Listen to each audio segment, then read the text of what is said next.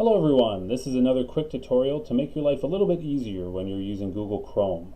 So today we're going to talk about making bookmarks. And there's a number of ways to do this, but I'm going to show you my favorite way and explain a little bit about why I like it so much. So let's take a look at my desktop. So what we see here is just my plain old Google Drive, and this is in the Google Chrome browser. So what you can see is their URL bar up at the top where you can do a Google search or type in a website address. And over here you're going to see the extensions.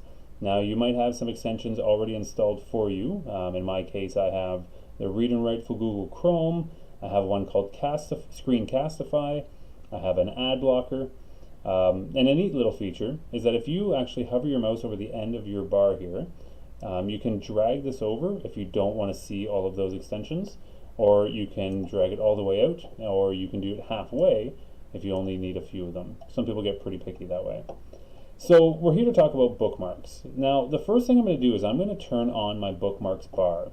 And I like that because it gives me very quick access to a lot of different websites. So there's two ways to do this. I'm going to show you the first way, which is by clicking on these three dots over here. I think Google calls it their overflow button or their menu button.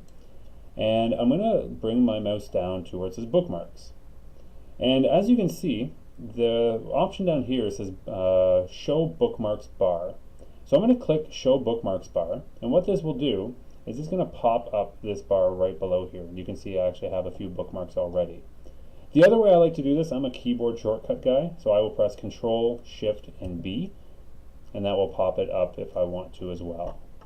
So I actually have a few folders here, and I have a few bookmarks here as well. So let's make a new bookmark, and I'll show you a couple ways to do this. So the first thing we'll do is we'll go to a new website, and of course I'm going to go to the Toronto Maple Leafs Wikipedia page. So while I'm here, I want to make sure I never forget this page because they're so important. So one of the ways I can make a bookmark, and this is my favorite, is if I click and hold on this lock that's at the beginning of my website address, you can see I can drag it around. If I drag it and leave it on this bar and let go, I now have this bookmark ready to go. So if I'm not on this page, and if I want to get back to that Wikipedia one, I have a very easy to use bookmark. But I want to go a little bit further. I want to make this kind of fit in with the style. You can see my other ones don't actually have the titles of the website, and this one's taking up a lot of space. I end up having a lot of bookmarks on my page, so I like to clean this up a bit. So what I'm going to do is I'm going to right click, and then I'm going to get these options, and I'm going to choose Edit. Now Edit allows me to change the name of it, it lets me change the URL, and I can actually place this wherever I want to. In this case, instead of changing the name, I'm just going to erase the whole thing, and then press Save. So now I'm left with just the Wikipedia icon, which again, if I click on it, will bring me back to this page, which is pretty handy to have.